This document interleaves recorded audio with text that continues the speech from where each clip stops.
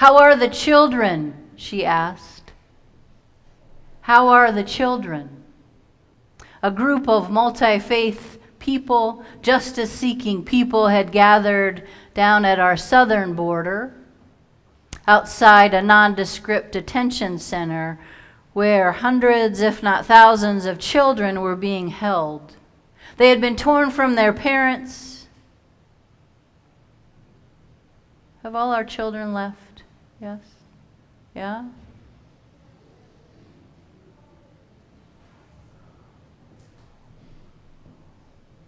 One or two there?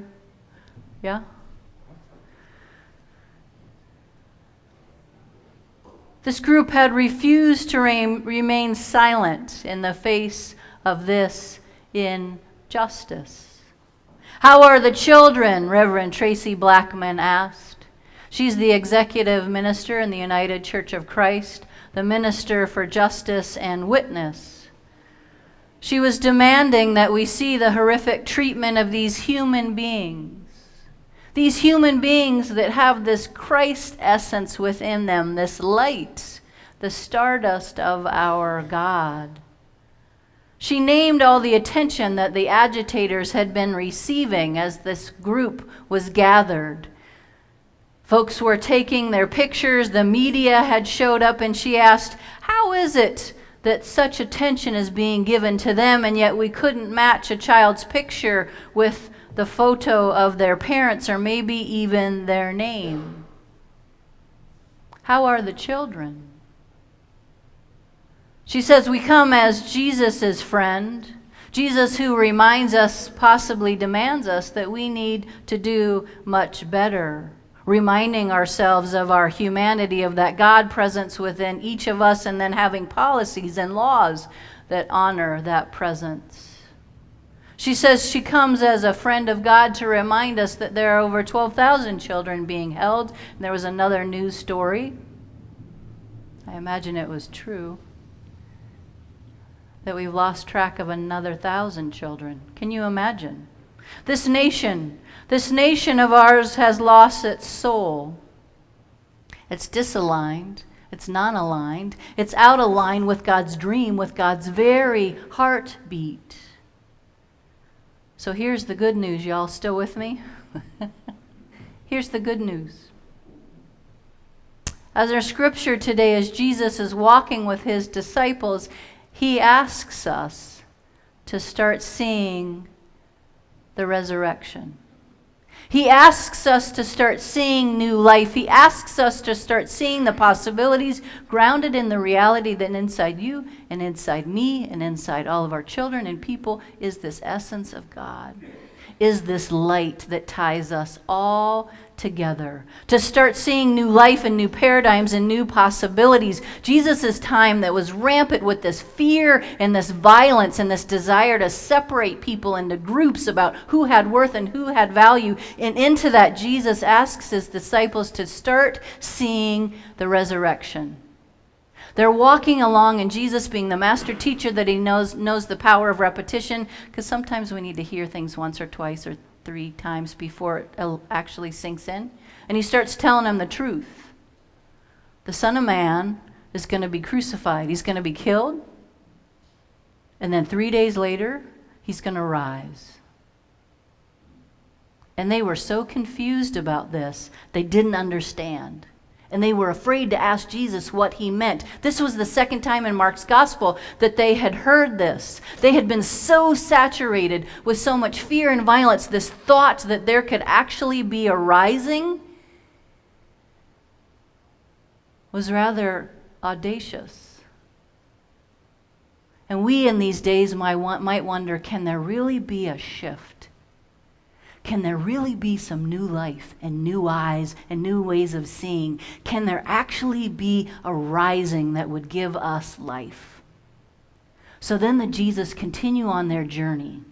Jesus continues on his journey with the disciples, and they're chit-chatting with one another as they're heading towards Capernaum, as John so beautifully brought to life. And he asks them as they stop at this house for some food, he says, so what were y'all arguing about on the way? But they were silent because they had been arguing with one another who was the greatest. Who was the favorite child? Who was the best? Who's the favorite employee? Who's the favorite of Jesus? Now, we need to give the disciples a whole lot of grace here because we are them. We are the ministers when we ministers gather and we talk about how full our sanctuary is and how many new members we've gotten, yes? We want to know who's the greatest. It's that professional team meeting, right, when you talk about the measurable outcomes and how the quarter was very profitable. Who is the greatest among us? It's when we gather to talk about our children and how jam-packed their schedules are and how they're rising to the top of their class, which I'm sure all of your children are, and that is fantastic because we want to know who is the greatest. So here's a sneak peek, y'all, to October when we start talking about James and John's, the son of Zebedee, and what happened to Zebedee as a family name. Wouldn't that have caught on? I guess not. So we're going to talk about, in about 3 weeks, depending on what's going on in the world, the plan is for us to talk about in 3 weeks, right? We're going to talk about the sons of Zebedee, James and John, who go to Jesus and they say, you know what? We want to sit one at the right hand and one at the left hand in all your glory. They wanted to be the greatest. And Dr. Martin Luther King says, that is what we call the drum major instinct. We all want to be great. And Dr. King says there's nothing wrong with that. You need to be great in whatever gifts you have and expertise and boldness in that greatness and invite other people to be great in who they are too. It's being great for Jesus, seeing that Christ light within you and inviting that in other people too. So that's the sneak peek. So let's give the disciples some grace, yes? Because we all have the desire, and as long as we're funneling towards the goodness and the alignment of God's dream, we're doing well. So Jesus, he's offering his disciples another lens, another possibility about a resurrection-filled paradigm, another possibility of what greatness looks like. And it's totally countercultural. It's totally countercultural in a time when greatness was measured in terms of access to power and lordship over people, and laws and policies that kept people separated one from another and kept a hierarchy of who had worth and who didn't. That's how greatness was, sometimes still is, defined. And into that Jesus breathes this. They're gathered together and he sits down. And when Jesus sits down, you know this is not just a casual conversation. This is Jesus stepping into his role as a Jewish teacher. And he gathers his disciples together and he calls a child into the group. Now, us valuing our children, we're going to miss part of this, so I just need to unpack it a little bit more. And we don't know if this child was a girl or a boy because the Greek word for child is gender neutral, which is fascinating in itself, isn't it?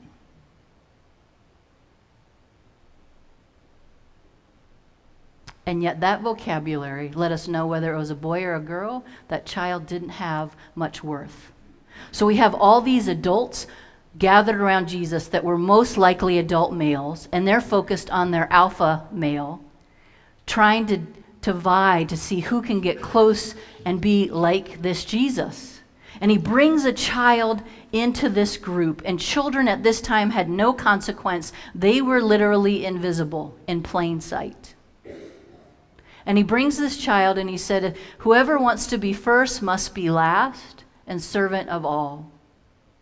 Whoever welcomes one such child in my name welcomes me, and whoever welcomes me welcomes not me, but the one who sent me. Jesus, in essence, is asking these disciples, do you see this child? This child that has no worth, no value. Do you see this child? Not the literal sense. Sure, I see the child. Do you see the Christ essence? Do you see this God-given inherent worth in this child? Jesus is asking this child to be the stand-in for him. To welcome this child is to welcome Jesus. To welcome Jesus is to welcome the God who sent Jesus. Now, y'all, let's not get caught in the sugary sweet. Aren't our children wonderful? Can we name that? We know that's true. Did you see them all? Wasn't that beautiful visually? Just the gorgeous energy that they bring? Yes, they are. Yet Jesus is pointing us to something deeper, a resurrection reality.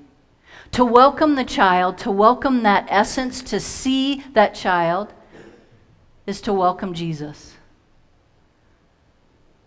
Anybody read any of Sue Grafton's mysteries? Wasn't she the one that did the ABCD? Yes. So it turns out that in one of her mysteries, there was a murderer who was a 60-year-old woman who was 30 pounds overweight.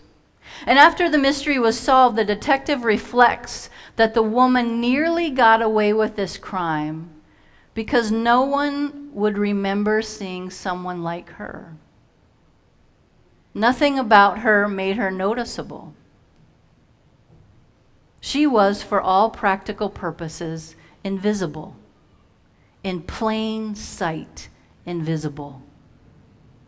I know when I need an experience of being invisible, I take my sturdy woman body with my gorgeous gray, sparkly, whitish hair, and I go to the local hardware store.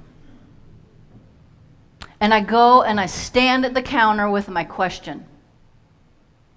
And I don't know if I've entered into a different, nothing against the hardware stores, y'all, but that's just where I notice it, right? I notice it in other places too. And I stand there, and y'all know I can call for some attention to me, right? And I stand there and I think, I am invisible right now. I'm trying to be noticed. I just have a simple question about the line and the weight on a fishing pole, right? That's all my question is. Invisible in plain sight. Jesus this morning is asking us to move from that literal, right? He's pointing us to the children, and yet it's what these children represent. He wants these disciples to see something they didn't even know they were missing. He's asking us to start seeing the invisible in our midst.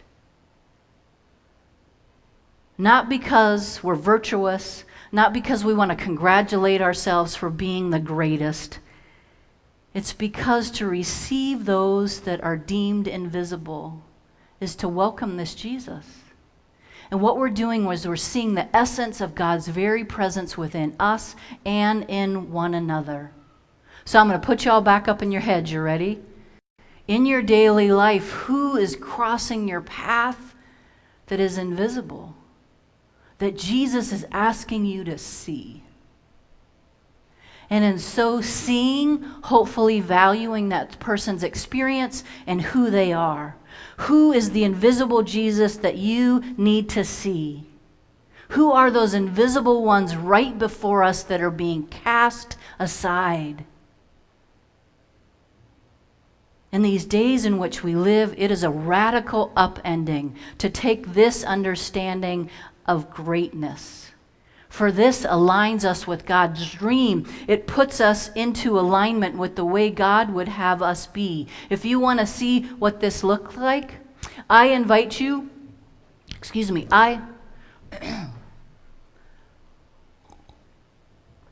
I invite you in a few moments, when the offering plate comes by, if you would like to see the immigrant, the refugee, the people who are escaping horrific, unimaginable ways of being and coming into the United States, they need our help because they have that Christ light within us. We, our community, our mission team has said we're going to collect gift cards because they need our help. So when that offering plate comes by, get out your checkbook, your credit card. We will swipe that for you if you want to contribute to that important mission of seeing our refugees, people who are here seeking asylum.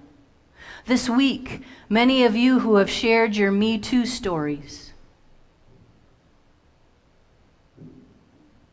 Every time when the news starts talking about someone's story that certain people don't want to believe, there's a whole group of folks who are re-traumatized, who have experienced sexual violence in many different forms that we continue to speak out against. Yes? So if you know someone who has shared that with you, this is the time for you to reach out to them and say 3 things. I see you, I believe you, I am right here with you. And in so doing, we are witnessing that very Christ light, that God's essence within each of them. Yes, I see you, I believe you, I am right here with you. So we ask, oh God, that you would help us live more deeply into this countercultural vision of spiritual greatness, in which the leader becomes a servant, and those easily forgotten parts of society, those individuals that sit with us in the lunchroom, those people in our boardrooms with us that have been cast aside and made to be invisible, become visible. Because we're willing to see that Christ light and that essence within them. And God, let us continue being a people who then align ourselves with this dream so that our visions of greatness will shape our ethics, our political involvement, and our spirituality together one with another. So we ask, oh God, that it would be so. Amen.